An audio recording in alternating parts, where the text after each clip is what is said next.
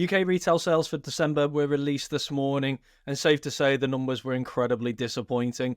We were expecting a slight decline in the value of retail sales in December, but the decline itself was actually much greater than expected and really in line with what retailers feared going into the festive period. We know we saw a bit of a decent bump in November, especially around Black Friday. The question for many retailers who had a very difficult 2023 was going to be whether December could save the year in effect, and the reality is that that's not happened.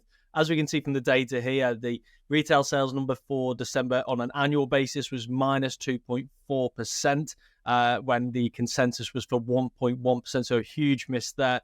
But the monthly figure, minus 3.2% from November, even falling far shy of the consensus expectation of minus 0.5%, and the core numbers below again, very much in line with the headline figures too. So clearly, a very disappointing festive period for retailers in the UK, and really confirming what many people will have expected, to be honest, going into this time of year. The UK household has suffered a cost of living crisis now for the best part of 2 years. Their incomes have been squeezed for the vast majority of that time. Inflation has been higher, and often much higher than income growth, and therefore that squeeze on household bills and expenditure has been quite severe, and that was never going to end just because inflation finally fell below wages. There was always a likelihood that there was going to be a bit of a lag, an opportunity for households to see how sustainable it is that wages are rising faster for those who fall below the threshold that is set by the kind of the median wage growth that we are seeing at this stage. And then there's always the other element as well, which is paying off debt that's been accumulated over the last couple of years, or rebuilding savings buffers over that time as well. And finally, the psychological element as well.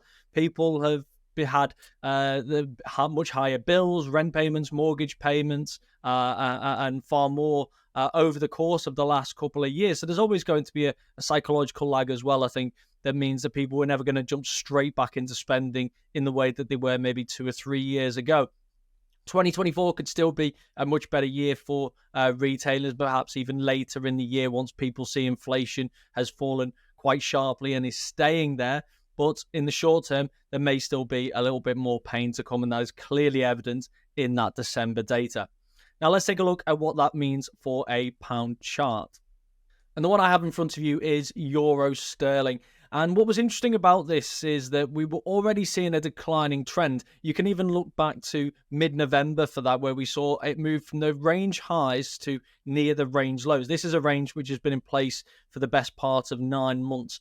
And we saw it go back to the range lows before correcting higher, very much looking as though we were seeing a pair that was just continuing to trade within that range between around 85 through 87.50. And then we rotated lower off the 61.8 fib. Now, that's not necessarily conclusive in any way that we're seeing a bearish move, or that was just a correction. You can see a lot of fluctuations over the course of the last 9 months or so. We're not always just going from the range high to the range low. But it's always interesting when we do see a rotation of a fib level. And from there, we started to trend lower. Now, the consolidation that we saw over the last couple of weeks is where things got interesting. And I think this is much more clear on the 4-hour chart, because you can see that we were potentially seeing a double bottom form. And you can see it here from the 8th of January, where the neckline of that double bottom fell around 86.20, through to the 9th of January, where the bottom was around 85.86. We then saw it tested on a couple of occasions here, and that's where your double bottom formed, or potential double bottom. And the reason why I say potential double bottom is because the pattern is not complete until the neckline is broken, and that break never happened. So while it looked as though we were seeing signs of potential bottoming formation over the course of the last couple of weeks, because that neckline never broke, it was never completed. And what we've seen over the last day or two is it's actually broken to the downside. So now that looks more like more of a consolidation pattern, but that break lower now looks much more bearish. And we've moved back towards 85.60. So now it's those longer term 9-month range lows which are coming under a little bit more sustained pressure.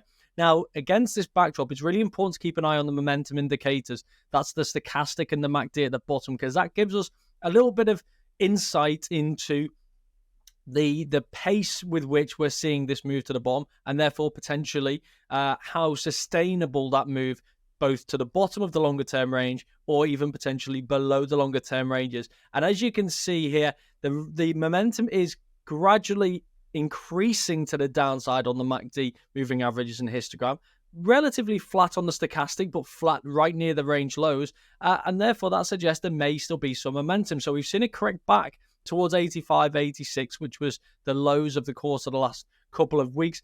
And that's where we're starting to see a little bit of resistance. If we see a rotation off here, then those longer term range lows may start to come under a little bit more sustained pressure. And that's obviously as well going to be aided by what central banks are expected to do. If we see, for example, more easing being priced in by the ECB over the last couple of weeks, we've seen a lot of pushback from policymakers. But if we do see more easing being priced in, then that could potentially be something that weighs on this currency pair. Alternatively, if we see fewer rate cuts being priced in for the Bank of England, which is something that we've seen some of already this year, then that's something, again, that could lead to sterling strength and could potentially, again, put a bit of pressure on this pair.